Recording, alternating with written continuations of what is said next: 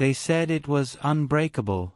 They said no species in the galaxy could ever tame it, much less command it. They said it was the apex predator of 10,000 worlds, the pinnacle of engineered death. And then the humans showed up with a leash and a tennis ball. The hook wasn't even planned. A Terran expeditionary ship drifted into the quarantine zone where the creature was stored, a region marked with half a dozen galactic hazard symbols that basically screamed, "Do not poke." Naturally, the humans poked it.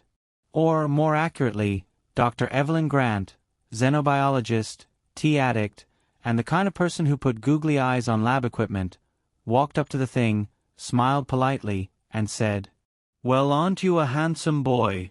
Who's a good murder lizard?" "You are." The silence of the alien observers watching via drone was broken only by the creature's growl, a guttural, bone-shaking rumble that made veteran warlords twitch. Then it tilted its head, like a confused puppy. Dr. Grant tossed a metal canteen cap across the hangar. The galaxy's most terrifying predator bounded after it. "Fetch," she said with a smile. Galactic Command filed that under incidents leading to nervous breakdowns. The predator, designated Charybdis 7 in sterile alien documentation, was supposed to be unstoppable. It had scales that refracted plasma, claws that cut through alloy, and an appetite measured in megatons of biomass. Every civilization in the Accord remembered the horror of it rampaging unchecked, ripping fleets apart like paper. Whole sectors had gone dark trying to contain it. So when the humans arrived, the Accord Council expected the usual response: awe, then terror, then retreat. Instead, Evelyn was hand-feeding it protein bars and scratching its chin. Ambassador Thrix of the Hyrax species sputtered, his 3 beaks clacking in outrage. This is blasphemy. That creature consumed our colonies. It annihilated my cousin's moon." Evelyn looked up from scratching the monster's jawline. Yes, he does have a big appetite. Growing boy. You know how it is." The council chamber erupted into indignant shrieks and squawks. Evelyn sipped her tea calmly, her predator, now affectionately dubbed Charlie, curled beside her chair like a giant, biomechanical cat.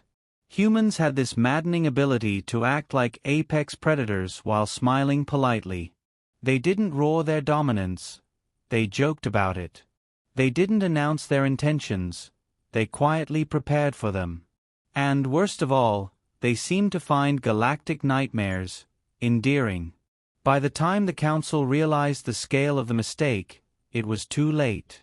Evelyn wasn't just bonding with Charlie. She was training him. The first sign was when a band of pirates attempted to hijack the human ship. Normally, that would have ended in flames. Instead, sensors recorded a blur of claws and scales. The pirate vessel was neatly deposited, undamaged, back into dock, its crew trembling inside. Charlie padded back aboard, tail wagging, with a stolen power core clamped gently between his jaws. Evelyn scratched his nose. "Good boy. See, he just needed a hobby." The Accord nearly choked. But the humans didn't stop there. They saw opportunity. Where other species saw terror, humans saw utility. They studied Charlie the way one might study a particularly enthusiastic Labrador. Within weeks, they'd mapped his neural interface. Within months, they'd synced it with human command signals. Within a year, Charlie had littermates. The Accord convened emergency sessions, voices cracking in disbelief. They multiplied it. They domesticated the undomesticable. They've weaponized Fetch. Fleet reports confirmed it. Entire human strike groups were now accompanied by pets. Bioengineered apex predators fitted with play protocols. Instead of terrorizing colonies, they were retrieving hostile warships like sticks.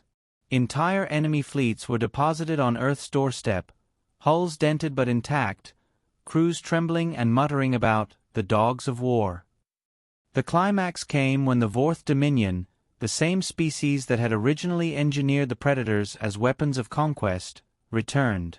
They wanted their creatures back. Vorth dreadnoughts blotted out suns. Their fleets bristled with the arrogance of creators certain of their supremacy. Their leader sneered as he broadcast across the galaxy. "Return what is ours. Return our apex hunters, or be reduced to carrion." The camera cut to Evelyn Grant, sitting cross-legged beside Charlie, sipping tea. She smiled politely. "Oh, bless your hearts. You think they're still yours." She gestured with her teacup. "Charlie, darling, would you fetch?" The galaxy watched as Charlie leapt into the void, his littermates alongside him. They didn't just fight the Vorth fleets. They played. They disassembled dreadnoughts piece by piece, piling them neatly into orbits like sticks brought back to their human handlers. The Dominion, once gods of terror, were reduced to shrieking children watching their toys stolen. Evelyn patted Charlie's snout as he dropped a dreadnought at her feet like a slobbery tennis ball. "Good boy. Who's Mommy's little extinction-level event?" "You are."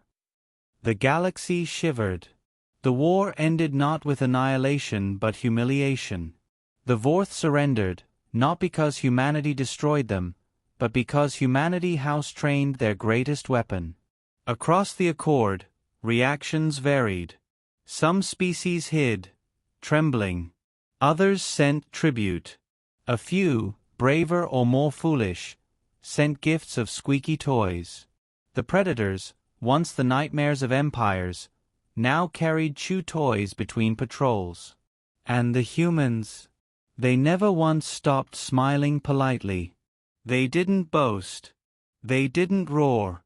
They merely walked into the galactic arena, leash in hand, and tamed what no one else dared. The final twist came a year later. Evelyn stood before the council once more, Charlie curled beside her like a metallic mountain.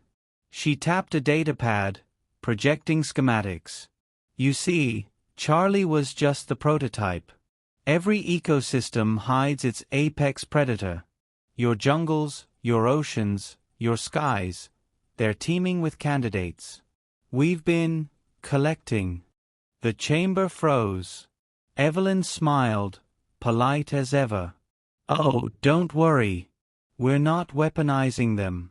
We're just making them family-friendly pets. Because you see, she sipped her tea, eyes twinkling with amusement. Humans have always loved having pets. And in this galaxy, she gestured at Charlie, who wagged his armored tail with a seismic thud. We're going to need bigger leashes.